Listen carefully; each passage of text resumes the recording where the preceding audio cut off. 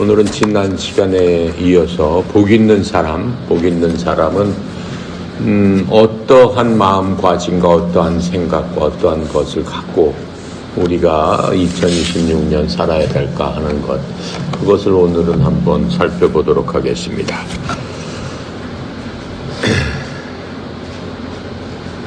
보통 성경에서 보면은 우리가 사람은 할 수 없지만 하나님께서 하시는 그러한 일들이 있습니다. 또 현실적으로는 안 되는 거지만 성경은 된다라고 하는 그러한 것들을 우리가 성경에서 볼 수 있습니다. 그 모든 것들은 하나님이시기 때문에 가능한 거죠. 인간의 생각으로는 도저히 안 되는 일들, 그런 것들도 있고 또 성경에서도 또 그렇게 말씀하시는 것들이 있지만은 하나님께서는 그 모든 것들을 할 수 있게 만들어 주시는 분이다라고 하는 겁니다.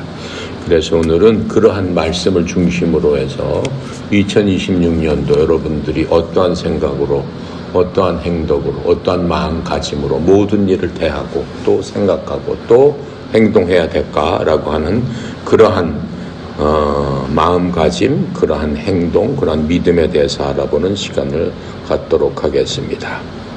마태복음 19장 23절부터 26절까지 한번 찾아볼까요?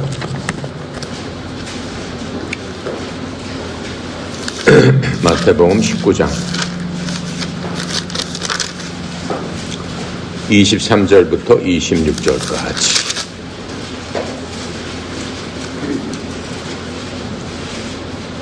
함께 읽어볼게요. 23절입니다. 예수님께서 제자들에게 이르시되 내가 진실로 너희에게 이르노니 부자는 천국에 들어가기가 어려우니라. 다시 너희에게 말하노니 낙타가 바늘귀로 들어가는 것이 부자가 하나님의 나라에 들어가는 것보다 쉬우니라 하시니 제자들이 듣고 몹시 놀라 이르되 그렇다면 누가 구원을 얻을 수 있으리까?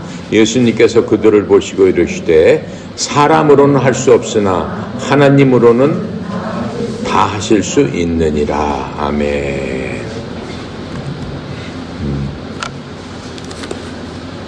부자가 천국 가는 길은 불가능하다, 이렇게 전제로 깔려 있습니다. 하지만 26절에 뭐라고 얘기하고 있어요? 26절에 사람이 이것이 불가능하나 하나님께는 모든 것이 가능하니라, 이렇게 말씀하시면서 부자가 그 천국 가는 것이 어렵다고 하지만은 아니다, 하나님은 가능하다, 이렇게 말씀하고 있는 겁니다. 위에서는 안 된다 그러고 밑에서는 된다, 이렇게 지금 말씀하고 있습니다. 이 말씀을 보면은 하나님의 말씀은 진리고 하나님의 말씀은 한 글자도 거짓이 없기 때문에 사람들이 많이 생각을 합니다. 그럼 뭐 부자로 살지 말아야 된다는 얘기야? 부자가 되면 안 된다는 얘기야? 그렇지 않죠? 맨 끝에 절은 뭐라고 얘기하고 있어요? 그렇지만 하나님께는 그 모든 것들이 가능하니라. 부자도 천국에 갈 수 있다라고 얘기했어요. 위에서 부자는 천국에 갈 수 없다, 이렇게 얘기하는 거는 지금 부자가 천국 가는 것이 낙타가 바늘귀로 들어가는 것보다 어려운데 어떻게 다시 간다고 하시느냐라고 하는 그러한 그 얘기입니다. 성경에 보면 예수님 돌아가실 적에 부자가 한 사람 나옵니다. 예수님께서 십자가 돌아가셨는데 마지막 그 장사 지내는 거는 누가 지내줬다고 그랬어요?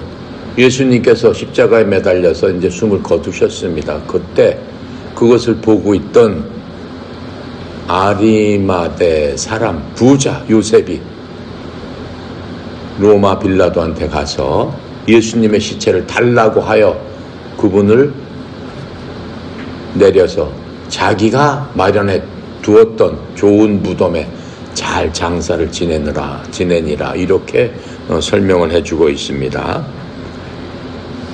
아리마대 요셉은 예수님의 시체를 달라고 하면서 그 전까지는 가만히 있었습니다. 침묵 속에 있었지만 달라고 할 적에는 내가 예수님의 제자다 이렇게 얘기를 합니다. 그렇게 하면서 예수님의 시체를 달라고 했어요. 달라고 할 수 있었던 이유는 그 사람은 정치가였어요. 지금으로 얘기하면 국회의원이었습니다. 사내들인 공회의 국회의원이었습니다. 그렇기 때문에 당당하게 이제 빌라도한테 가서 예수님의 시체를 요구할 수가 있었습니다. 우리가 이렇게 성경에 보면은 부자들은 대부분 자신의 배만 채우고 어떠한 사람들이었어요. 또 자신이 잘나서, 자신이 똑똑해서 자신의 위치를 가지고 돈을 번 그러한 사람들로 묘사되어 있는 경우가 굉장히 많습니다. 그것뿐만 아니라 부자가 된 것, 이 모든 것들은 다 내가 잘나서 다 내 것이다 이렇게 생각했기 때문에 성경에 나오는 부자들은 대부분 나쁘게 평가되고 있습니다. 하지만 아리마다 부자 요셉은 다르게 평가되고 있죠. 아리마다 부자 요셉도 그렇다면 구원받지 못해야 되는데 아리마다 요셉은 그렇지 않습니다. 성경에 그런 것들을 보면서 가능성을 찾아보면은 아리마대 부자 요셉의 경우는 예수님의 숨겨진 제자였어요. 숨겨진 제자였지만 그는 어떤 사람이었습니까? 겁이 많은 사람이었어요. 그리고 아주 굉장히 유약한 사람이었어요. 하지만 예수님의 제자라고 알려지는 것들이 그러한 성격 때문에 굉장히 부끄러워했습니다. 그래서 유대인들에게 알려지면은 혹시 비난받고 더 나가서 자기를 죽일지 모른다라고 생각했기 때문에 두려워서 이제까지도 숨겼던 그러한 부자였습니다. 그런 사람을 우리는 무슨 신앙이라고 그래요? 예수님께서 돌아가실 때 뭐라고 했어요? 화살을 맞았어요. 그러면서 그 군사들한테 뭐라고 그랬죠? 예수님께서 나의 죽음을 군사들에게 알리지 말라 이렇게 말씀하셨어요. 그러한 신앙을 이순신 신앙이라고 그러는 거예요. 나의 믿음을 다른 사람한테 알리지 말라 이러는 사람들이에요.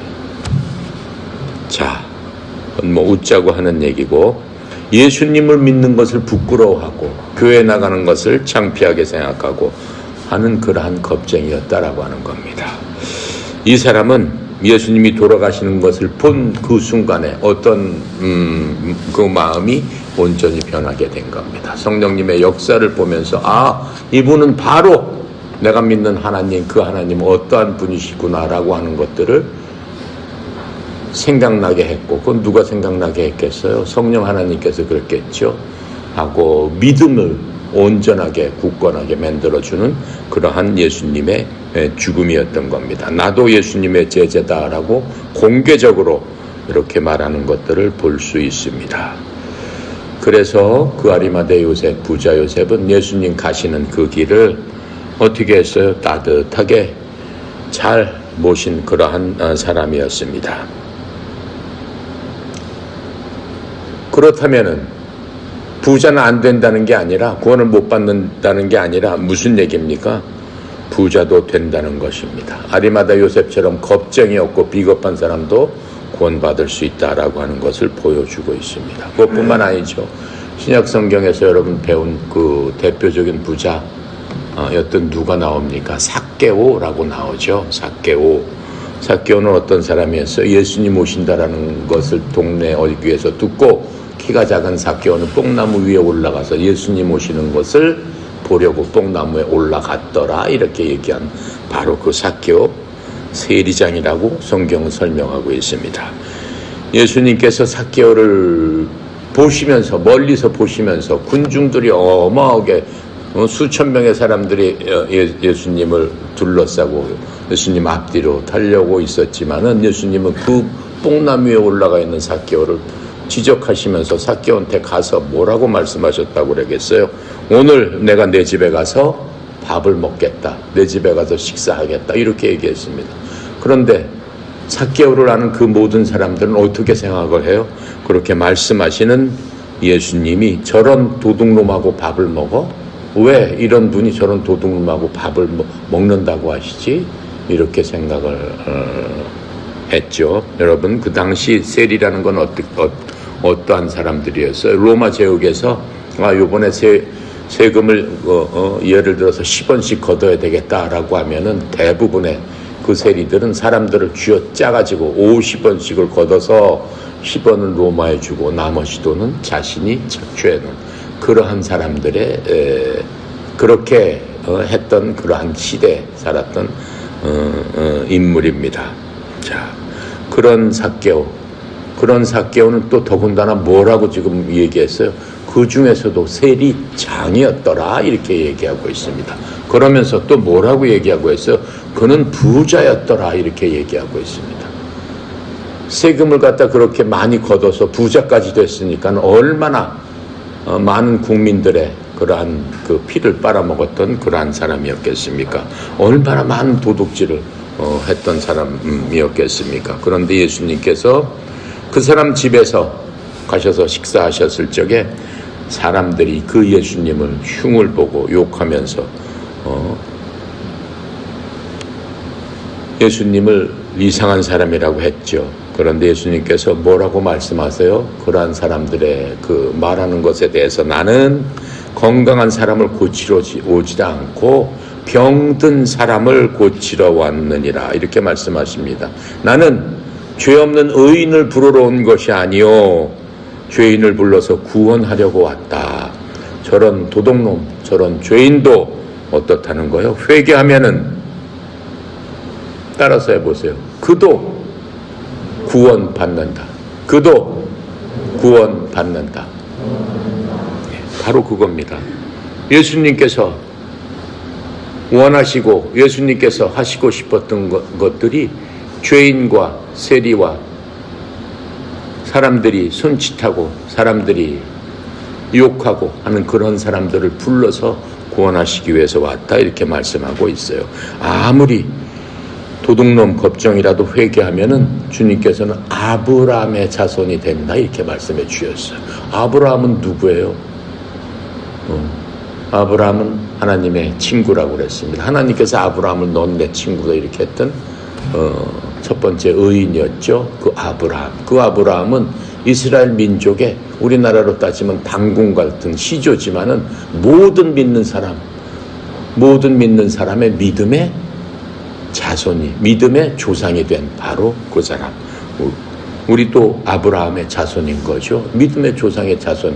우리도 그 믿음을 받았기 때문에 우리도 하나님의 자녀가 된 겁니다. 그래서 우리가 생각해야 될 게 4가지가 있습니다.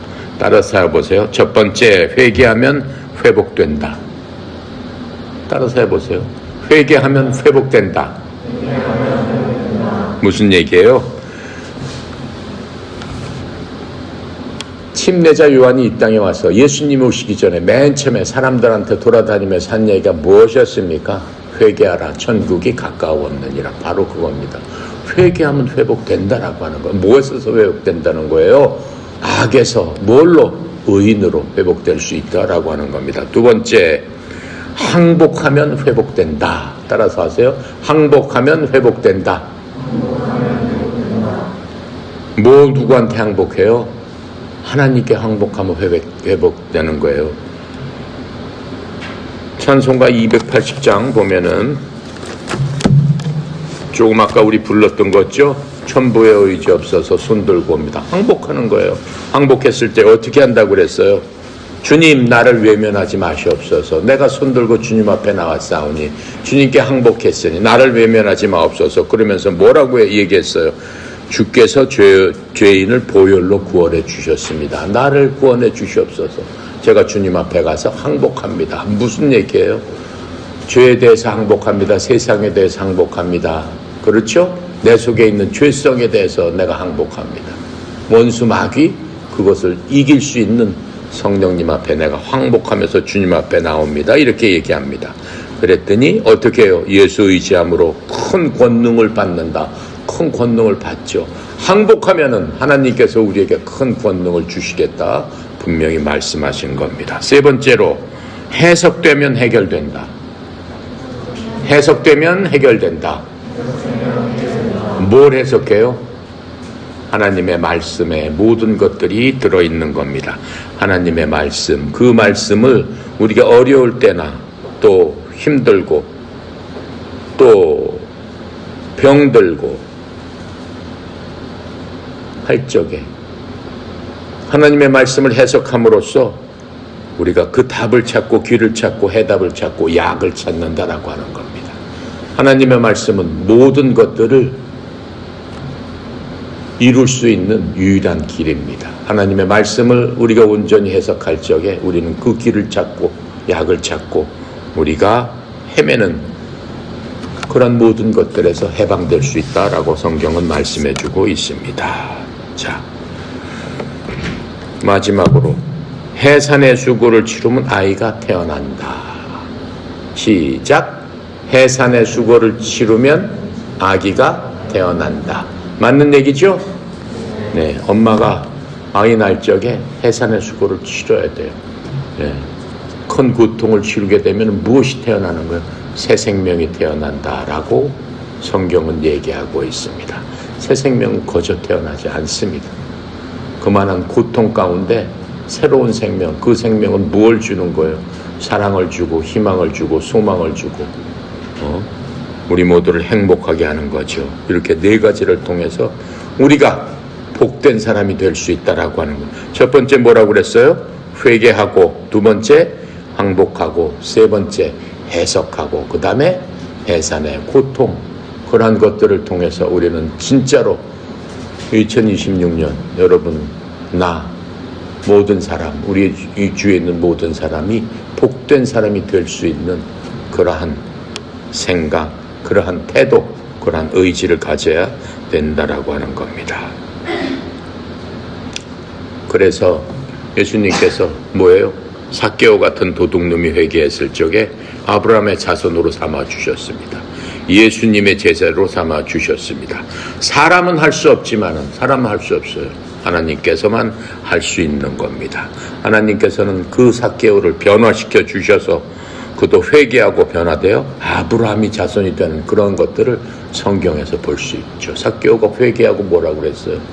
주님, 내가 다른 사람의 재물을 억지로 취한 것이 있으면 제가 그 취한 것의 4배나 갚겠습니다. 이렇게 하면서 율법에 나온 대로 주님 앞에 고백하면서 회개하면서 그렇게 이뤘을 적에 삭개오는 뭐가 된 거예요? 하나님의 제자가 됐다라고 하는 겁니다. 부자가 다 나쁜 사람이 아닙니다. 여러분도 다 부자가 돼야 되는 거예요. 부자가 돼야지만 선교를 할 수 있고 하나님의 일을 할 수 있고 가난한 사람을 도와줄 수 있고 여러분이 부자가 되어서 그렇죠? 가난한 친구들을 장학금을 줄 수도 있는 거고 그렇죠? 하나님이 원하는 곳에 가서 교회도 세울 수 있는 거고 여러분은 반드시 부자가 되기를 간절히 축원합니다. 그래서 여러분도 꿈을 갖고 부자가 되도록 해야 됩니다. 부자가 나쁜 것이 아니기 때문에 부자를 욕하면 안 되는 거죠. 우리가 복의 복을 받아서 여러분들이 갑절에 이러한 영성을 얻어가지고 100배 결실을 얻어서 여러분뿐만 아니라 여러분의 자녀들까지도 복받는 그러한 여러분들이 돼야 됩니다. 성경에 보면 현실적으로 불가능하지만 성경에는 된다고 하는 게 있습니다. 시편 23편은 정말로 시편 150편 중에 웬만한 사람은 다 외우는 바로 그런 구절이죠. 다윗이 쓴 겁니다. 한번 시편 23편 여러분들이 힘들고 어려울 때마다 시편 23편을 기도처럼 외워서 하나님 앞에 간구했을 적에 하나님께서 다윗에게 복 주셨듯이 여러분들에게도 그대로 복 주실 줄로 믿습니다. 시편 23편 함께 한번 읽어볼게요. 길지 않으니까. 됐죠? 818페이지입니다. 함께 읽습니다. 여호와는 나의 목자시니 내게 부족함이 없으리로다. 그가 나를 푸른 초장 푸른 풀밭에 누이시고 쉴만한 물가로 인도하시는도다. 내 영혼을 소생시키시고 자기 이름을 위하여 의의 길로 인도하시는도다. 내가 사망의 음침한 골짜기를 달할지라도 해를 두려워하지 아니할 것은 주께서 나와 함께 하심이라. 주의 지팡이와 막대기가 나를 안위하시나이다. 주께서 내 원수의 목전에서 내게 상을 차려주시고 기름을 내 머리에 부으셨으니 내 잔이 넘치나이다. 내 평생의 선하심과 인자하심이 반드시 나를 따르니 내가 여호와 집에 영원히 살리로다. 이게 다윗이 하나님께 드린 찬양의 노래, 찬양의 기도였습니다. 자, 지금 시편 23편에 하나님께서 나를 푸른 초장 잔잔한 물가로 인도하십니다. 이렇게 얘기했는데 이스라엘에 가보면은 잔잔한 물과 푸른 초장 없습니다. 사막이에요. 메마른 사막이에요. 네. 산지가 많아가지고 산지가 있다 하더라도 우리나라처럼 이런 산이 있는 게 아니에요.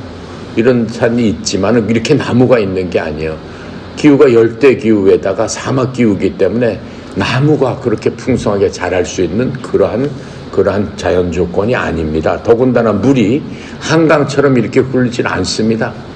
흘러봤자 졸졸 시냇물처럼 흐르는 그러한 물들로서 사람들이 모여서 사는 거예요. 물이 있어야지만 사람이 살기 때문에 이 자연적으로 그 이스라엘 땅은 굉장히 척박한 땅이에요. 그런데 사람들은 뭐라고 얘기해요? 적과 꿀이 흐르는 땅, 성경에도 그렇게 얘기하고 있죠. 근데 여러분 진짜 가보면은 정반대입니다. 온통 사막에다가 여러분 텔레비에서도 가끔 나오죠. 옛날에 CBS에 보면은 이스라엘 탐방하는 그게 매주 해줬어요. 이스라엘 성경에 나오는 그 지역대로 가보면. 근데 우리나라처럼 비옥한 그러한 땅이 아니에요. 지금은 이스라엘이 워낙 기술이 발달했기 때문에 사막을 물을 끌어다가 바닷물을 갖다가 민물로 바꾸는 그런 기술을 통해서 온갖 군대를 갖다가 이루어가지고 큰 농장도 만들어 놓고 큰 하우스도 만들어 놨지만 그런 것이 없었어요. 다윗 시대는. 2000년 전에 무슨 그런 기술이 어디 있어요? 아무것도 없죠.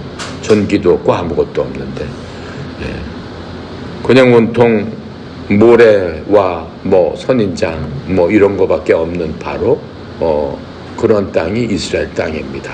그래서 사람들은 그 옛날에는 대부분 산지에서 살았어요. 그나마 산지가 해발 고도가 높기 때문에 거기는 그래도 여름에도 좀 시원하고 겨울에도 약간의 눈이 오고 하는 그런 정도고, 그리고 또 헐몬산으로부터 그 물이 계속 내려와 가지고 그 물을 줄기를 따라서 그 근처 산지에서 도시를 이루고 살았던 게 이스라엘 땅입니다. 다윗이 이 시편을 썼을 적엔 전혀 맞지 않는 그러한 얘기예요. 하지만 다윗은 뭐라고 얘기해요? 주는 나의 목자시니 내게 부족함이 없으리로다. 이렇게 얘기하면서 푸른 초장 잔잔한 물가로 나를 인도하십니다. 그것뿐만 아니에요. 시편 27편에 보면은 주님은 나의 산성이요 나의 피한처 나의 요새요 나의 깃발이요 나의 반석이요 나의 힘이 되시고 나의 하나님이 되시고 나의 구원자가 되시고 하면서 하나님에 대해서 이렇게 쫙 얘기를 하면서 주님께서 나를 인도하시니 감사합니다라고 했는데, 눈을 뜨고 보면은 자연 환경은 전혀 아니다라고 하는 것을 알 수 있습니다. 하지만 다윗이 노래한 건 뭐예요? 아무리 땅이 황폐하고 척박하고 메마를지라도 하나님께서 푸른 초장 쉴만한 물가로 만들어줘서 내가 부족함이 없는 아이다. 또 뭐라고 얘기했어요? 내 잔이 철철 넘친다라고 현실에는 불가능한 그런 말로 지금 성경에서 말씀하고 있습니다. 다윗이 이 시편을 지었을 때는 어떤 상황이었어요? 땅이 그렇게 황폐하고 메마랐을 뿐만 아니라 다윗으로서는 최악의 순간이었습니다. 장인이 다윗을 죽이기 위해서 10년 이상을 쫓아다니면서 다윗을 추격했어요. 3,000명의 군대가 그냥 15년 동안을 다윗을 죽이려고 쫓아다녔던 바로 그 순간이었습니다. 그 순간 아주 비참한 상황이었어요. 장인인 사울 왕이 그 다윗을 시샘해서 그렇게 죽이러 다니는 바람에 계속 피난 생활을 하면서 어디 쉽게 잠을 잘 수도 없었어요. 언제 이스라엘 군이 쳐서 자기를 죽일까, 자기를 잡아갈까, 그냥 도망가기에 급급했던 바로 그러한 상황이었습니다. 사막 땅 그 이스라엘은 한 폭이 풀이 귀하고 한 방울의 물이 귀한 바로 그러한 땅이었습니다. 그런데 하나님을 다윗이 나의 목자로 삼으면서 다윗이 가장 불행하게 쫓겨 다닐 적에 너무 힘들어서 다윗이 한 일은 여러분 다윗과 골리앗 아죠? 다윗과 골리앗을 다윗이 15을 때 그 돌로 쳐서 죽입니다. 그 가장 그 적군 위대한 그 블레셋의 위대한 장수를. 근데 다윗이 자기 장인이 너무 괴롭히고 하니까 이 블레셋 그 나라로 망명을 해버렸어요. 자기가 죽였던 골리앗 장수의 땅으로 망명을 했어요. 그럼 사람들이 어떻게 하겠어요? 너 우리의 위대한 장수를 죽였던데 이놈 당장에 잡아서 처단하겠죠. 그랬더니 다윗이 무슨 짓을 했어요? 입으로 침을 질질 흘리면서 미친 척을 했어요. 이놈이 골리앗을 죽인 놈이 많다 그랬더니 골리앗이 누군가요? 난 그런 사람 몰라요 하면서 완전히 벽에다 대고 침을 흘리고 머리를 박고 하면서 완전히 미친 척을 했어요. 그 블레셋 사람들이 아니 이런 미친놈이 어떻게 우리의 위대한 장수를 죽일 수 있었겠는가 하면서 그냥 내버려 둔 바로 그러한 시절이었습니다. 그 정도로 다윗은 힘들고 어려웠던 바로 그러한 사람입니다.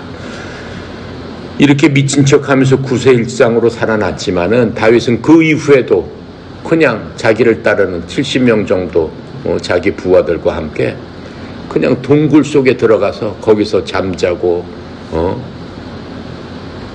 거기서 생활을 하면서 피해 다니는 그러한 비참한 생활을 했습니다. 그 시절 그 처절한 때 지은 게 바로 시편 23편. 주는 나의 목자시니 내가 부족함이 없으리라. 나를 푸른 초장 잔잔한 물가로 인도하시도다. 내 영혼을 소생시키시면서 어때요? 그의 이름을 위하여 나를 의의 길로 인도하시는도다. 그 노래가 나올 수 있겠어요? 여러분 같았으면은. 그리고 내가 사망의 그는질 골짜기를 다닐지라도 그는질 골짜기 다녔죠. 주의 지팡이와 막대기가 나를 보호하십니다. 이렇게 얘기하면서 또 더 이해가 안 가는 거는 주께서 원수의 목전에 내게 상을 차려주시고 주께서 내 머리에 기름을 부으시니 내 잔이 넘치나이다 라고 하면서 그 하나님을 찬양했어요. 근데 현실은 어땠어요? 전혀 아니죠. 전혀 아니에요. 하지만 이 다윗처럼 아무리 힘들고 어렵고 쫓겨다닌다 할지라도 하나님을 내 목자로 삼게 되면 나중에 다윗은 어떻게 됩니까? 그 왕을 죽일 기회가 오죠. 예. 다윗이 동굴을 숨었기 때문에 동굴로 찾아다니다가 그 왕이 동굴에서 잠이 들었습니다. 바로 그 동굴이 다윗이 안쪽에 숨어있던 그 동굴에 자기를 죽이라고 했던 그 왕이 잠을 자고 있습니다. 부하들이 저기 사울이 있습니다. 단번에 칼로 쳐 죽입시다라고 했을 때 다윗은 어떻게 했어요? 저 사람은 하나님께서 기름 부어서 세우신 왕이다. 내가 그 사람을 죽일 수 없다 하면서 어떻게 했어요? 그 왕의 옷자락을 칼로 베었습니다. 그냥 칼로 베서 왕의 옷자락만 갖고 동굴을 피했어요. 그리고 나중에 그 왕이 깨어났을 적에 그 옷자락을 보냅니다. 왕이시여, 이게 왕의 옷자락입니다. 내가 죽일 수 있었지만 하나님께서 세우신 왕을 내가 죽일 수 없고 또 나의 장인이기 때문에 내가 그냥 물러났습니다 라고 했을 적에 사울이 어떻게 했어요? 울면서 다윗한테 회결했죠. 내 자식 내 사위 다윗아, 내가 무슨 일을 했던 거 그렇게 하면서 회개했지만은 어때요? 그때뿐이었어요. 계속해서 자기 사위 다윗을 죽이려고 계속 쫓아졌던 그러한 겁니다. 다윗의 인생은 그랬습니다. 다윗이 그렇게 15년을 쫓아다녔을 적에 결국은 하나님께서 그 사울을 어떻게 했어요? 더 이상 돌보지 않으셨을 적에 사울은 전쟁터에서 자기 아들과 함께 죽게 됩니다. 그리고 다윗이 30살이 됐을 적에 왕이 되는 그런 놀라운 하나님의 은혜를 받게 됩니다. 하나님을 목자로 삼은 자는 다윗과 같이 하나님이 사랑하는 그러한 사람이 되는 겁니다. 주님께서는 이러한 다윗을 뭐라고 부르셨어요? 내 마음에 합당한 자다. 내가 너를 통해서 나의 뜻을 이루리라. 이렇게 말씀하시면서 다윗을 통해서 하나님의 그 성전을 지을 수 있는 그 모든 것들을 준비했습니다.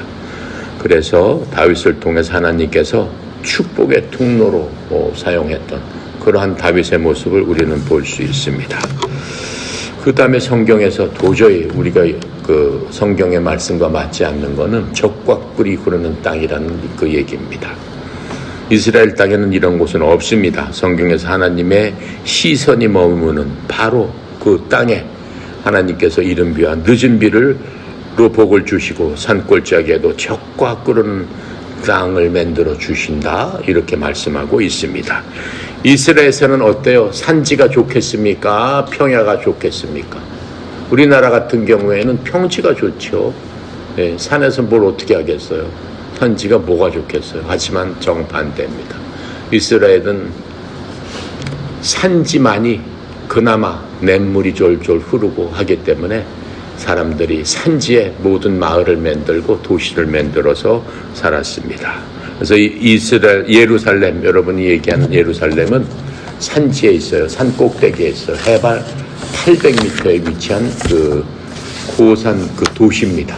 그래서 예루살렘은 해발 800m에 위치했기 때문에 군사적으로나 여러 가지 면에서 굉장히 유리하죠. 옛날 전쟁 같으면은 무조건 고지를 차지하려고 합니다. 전쟁이 일어나면. 왜요? 고지에 있어야만 그 모든 방어가 쉽고 또 적군을 밑에다 두고 감시하기도 쉽고 모든 것들을 이루기가 쉽기 때문에 고지를 점령하려고 열심히 싸우는 것들을 우리가 볼 수 있죠. 예루살렘은 그러한 해발 800m 되는 그 산성에 있는 바로 그러한 도시입니다. 하기 때문에 날씨가 좀 서늘하죠.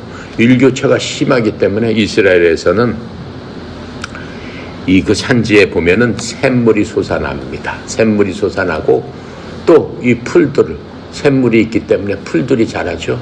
그래서 풀들이 자라면서 일교차가 심하니까는 이슬이 맺힙니다.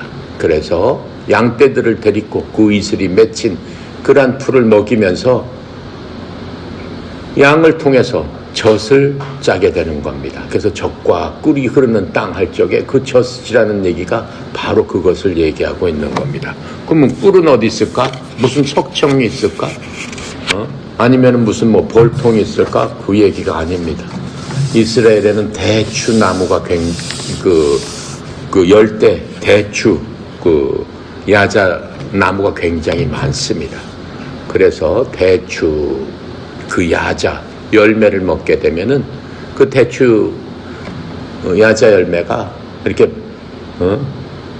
방울방울 맺혀 있는데 초롱초롱 달려 있는데 그것을 따 먹게 되면은 꿀처럼 달다라고 해서 젖과 꿀이 흐르는 땅 이렇게 설명을 하고 있는 겁니다. 거기서 생긴 말이 젖과 꿀이 흐르는 땅이다라고 얘기하고 있습니다. 그것처럼 성경에서는 이해할 수 없는 그런 것들이 있지만 그 모든 것들을 통해서 하나님께서 예비하고 준비하시는 그러한 모든 것들이 이루어진다라고 하는 거예요. 결국 하나님께서는 다윗이 15년 동안 아주 청년기 시절을 그렇게 힘들게 보냈지만은 어떻게 해요? 그 일생이 나머지 다윗은 70살에 죽습니다. 그런데 나머지 40년 동안 형통한 삶을 살게 해주셨어요. 하나님께서 형통이라는 것은 우리가 아무리 힘들고 어렵더라도 그 끝에 가서 복을 주시면은 그것이 바로 형통한 삶이다라고 성경은 우리에게 얘기해 주고 있습니다. 형통한 삶 가운데서 우리가 또 하나 보아야 될 게 있습니다. 사도행전 9장 31절에 보면은 이러한 얘기가 있어요. 그때 온 유다와 갈릴리와 사마리 전역에 교회들이 안식을 얻어 든든하게 세워지고 주님을 두려워하는 가운데 성령님의 위로로 인하여 걸으며 크게 늘어나니라. 교회들이 그렇게 늘어났다라고 했어요. 그때 교회들은 어떠한 교회라고 그랬어요?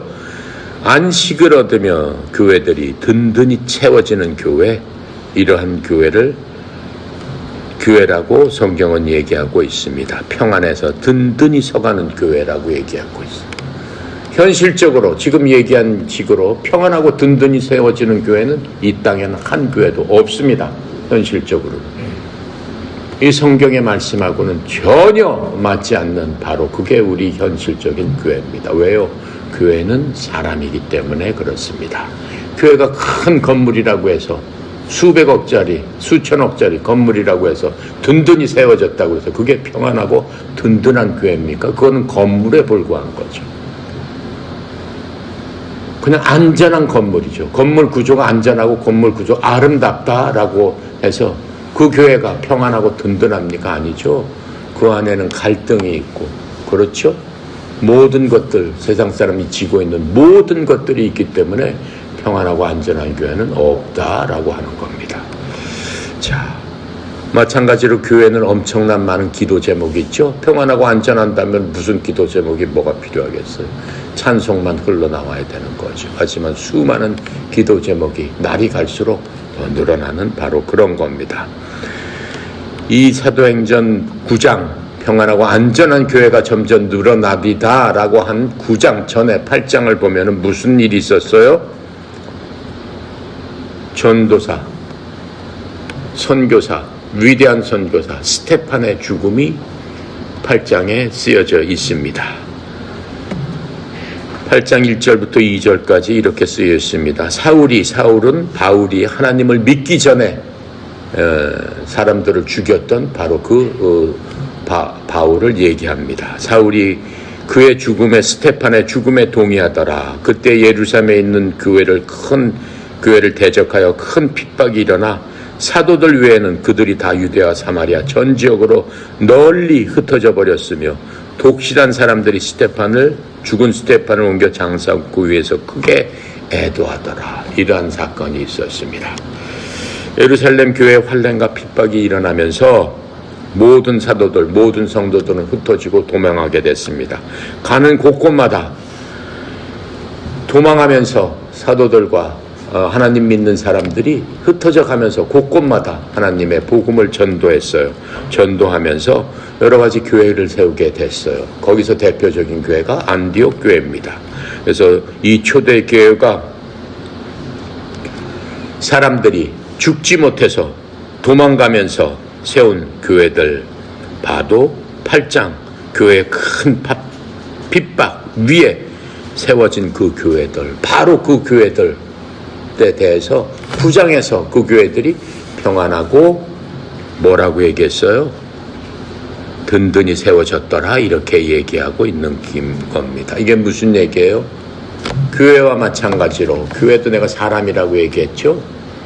든든하고 평안하기 위해서는 비가 온 뒤에 땅이 굳어지는 것처럼 인생도 환난과 풍파가 있을 때 주님을 찾게 되는 겁니다. 여러분 힘들고 어려울 때 가장 먼저 찾는 게 뭐예요? 하나님 저를 도와 주시옵소서. 저를 이 지경에서 빠져나가게 해 주시옵소서. 병들면 어때요? 하나님 저를 고쳐주세요 라고 소원을 하게 되는 거죠. 이렇게 주님을 찾게 될 적에 많은 사람들이 은혜를 받게 된다라고 하는 겁니다. 그것을 통해서 이러한 고난을 통해서 은혜를 받게 되고 모든 고통에서 우리는 하나님의 뜻을 볼 수 있게 되는 겁니다.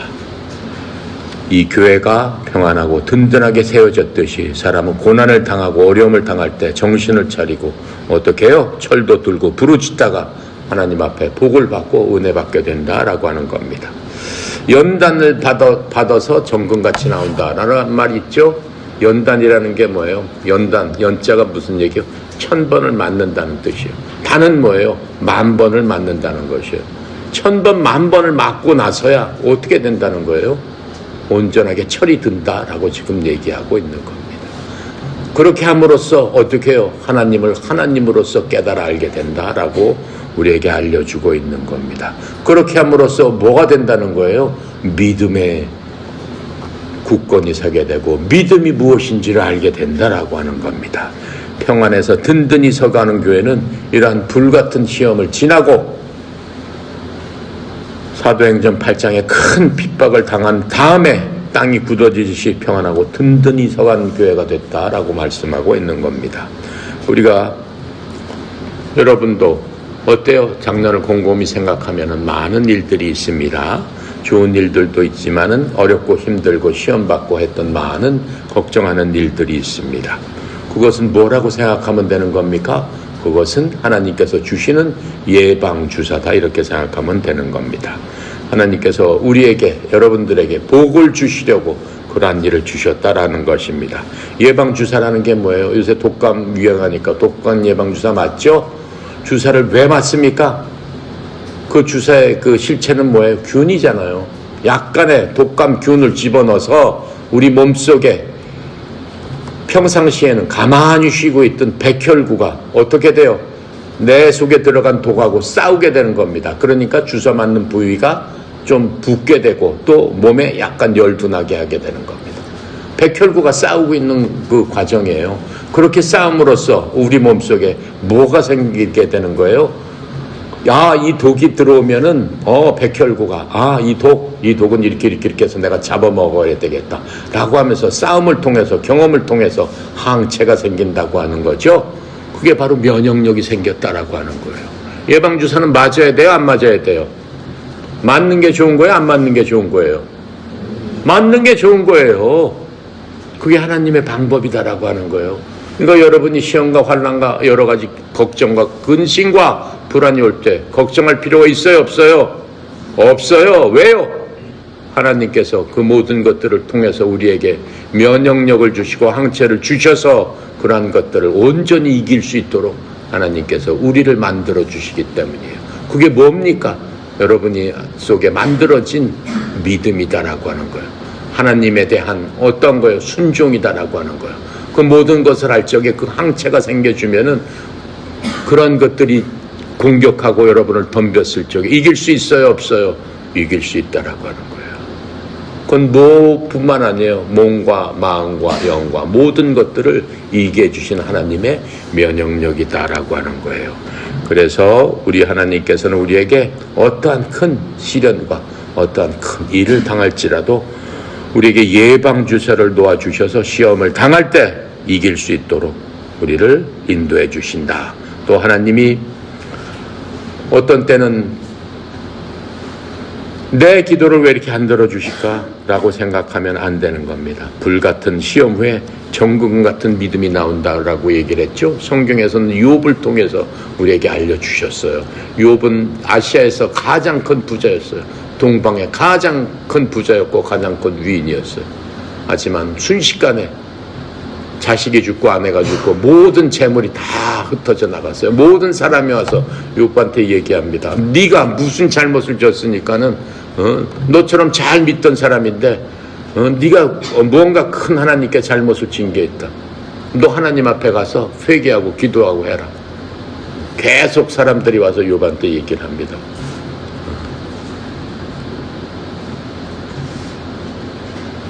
그리고 나중에 사탄이가 와서 얘기를 합니다. 하나님께. 저 욥이 저렇게 가만히 있는 거는 하나님께서 아직 저 사람을 시험을 덜 해서 그렇습니다. 저 사람 몸을 쳐서 몸을 아프게 해서 한번 그 시험을 해보십시오. 그러면 그래도 하나님을 믿나? 시험을 해보십시오. 어때요? 하나님께서 뭐라고 그러셨어요? 욥의 생명은 건들지 말고 내가 저 욥을 할 수 있는 대로 내 손에 내가 맡긴다 그랬더니 사탄이가 와서 욥을 엄청난 그러한 병을 줘가지고 욥이 앉아서 도저히 있을 수 없을 정도의 그러한 큰 고난을 받게 됩니다. 몸에 큰 병을 얻게 됩니다. 그래도 불구하고 어때요? 욥은 주신 것도 하나님이시오 가져가는 것도 하나님이시 나는 오직 하나님만 찬양합니다. 오직 하나님만 사랑합니다. 내 생명을 가져가소서 했을 때 하나님께서 어떻게 해요? 사탄이를 물리치고 뭐가 왔다는 거예요? 이전에 자기가 가졌던 모든 것에 2배를 갑절로 욥에게 주셨던 그 하나님이다라고 하는 거예요. 그래서 욥은 형통한 사람이다라고 얘기하는 겁니다. 그러니까 우리에게 주시는 것, 그러니까 욥은 굉장히 복된 사람이에요. 우리도 욥과 같은 그러한 복을 우리가 받을 수 있도록, 복 있는 사람은 모든 것들에서 승리하는 게 아니에요. 욥처럼 모든 것에서 평안한 게 아니다라고 하는 거예요. 모든 것을 승리하는 것이 아니라 환난 벗어나고 피할 길을 열어주시는 그 욥처럼 하나님 옆에 순종하며 나갈 적에 고통의 때는 줄여주시고 모든 고비는 넘어가게 하시면서 악인에게서 건져주심으로 말미암아, 악한 사탄의 시험을 이길 수 있게 해주심으로 말미암아 더 큰 복을 하나님께서 예비하신 복을 받는다라고 하는 겁니다. 그래서 우리가 모든 일에서 백승하는 것이 아니라 우리가 없어지고 자빠지고 쓰러질 때라도 최후의 승리는 하나님께서 지켜주신다라고 하는 겁니다. 바로 그게 하나님께서 우리에게 원하시는 복된 사람의 삶의 모습이 된다라고 할 겁니다. 마지막으로 다니엘을 한번 보겠습니다. 다니엘은 이스라엘 사람으로서, 유대 그 사람으로서 어떻게 해요? 이 다리오 왕 때 10대 때 포로로 돼서 노예 생활로 끌려갑니다. 다니엘이 총명했기 때문에 노예지만은 다니엘은 80세까지 그냥 노예로 살았어요.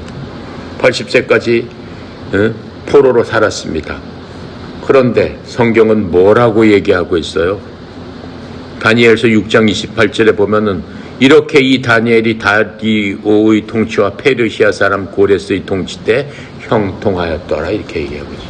뭔 다니엘이 형통했겠어요? 10살 때 끌려가가지고 80살이 되도록 포로 생활을 하면서 노예처럼 살았는데, 예. 하지만 형통하였더라 라고 얘기를 하고 있습니다. 하나님은 지금은 망했지만은 어때요? 결국은 잘 되도록 하시는 것이 형통의 길이라고 했어요. 다니엘은 나중에 페르시아에 뭐가 됐어요?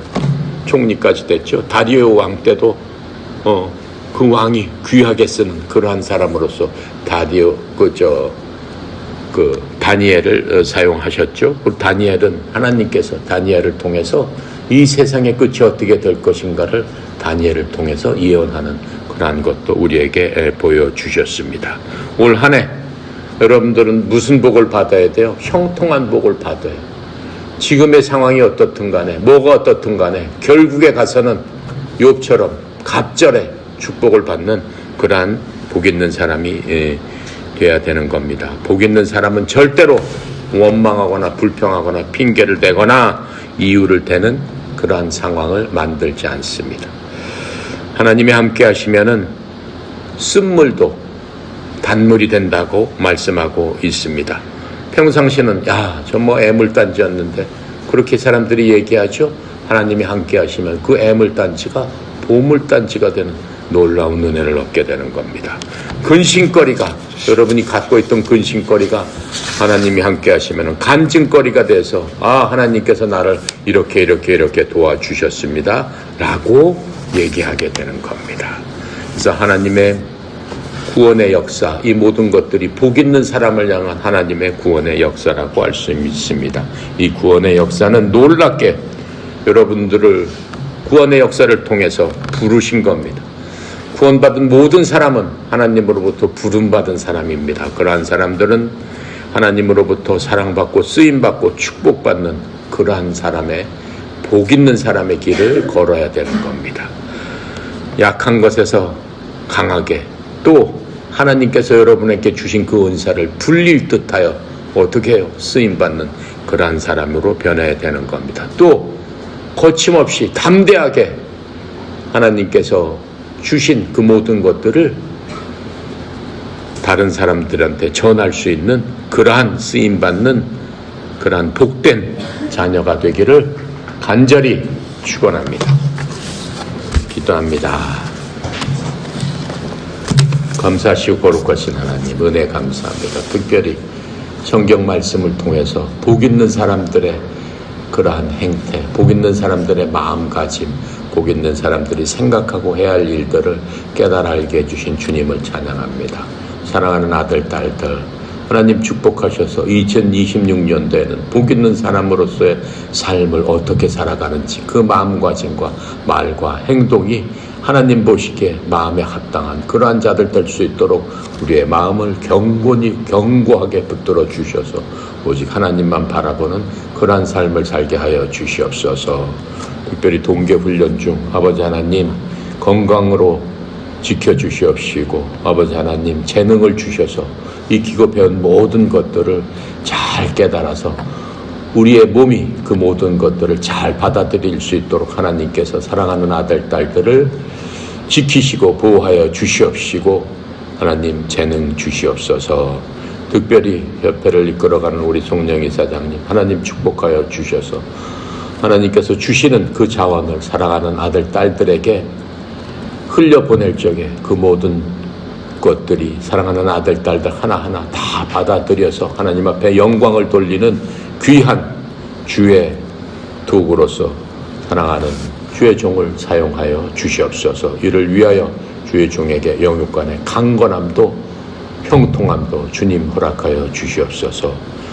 오늘도 모든 것 주님께 맡깁니다. 감사드리며 우리 주 예수 그리스도 이름으로 기도드렸나이다. 아멘.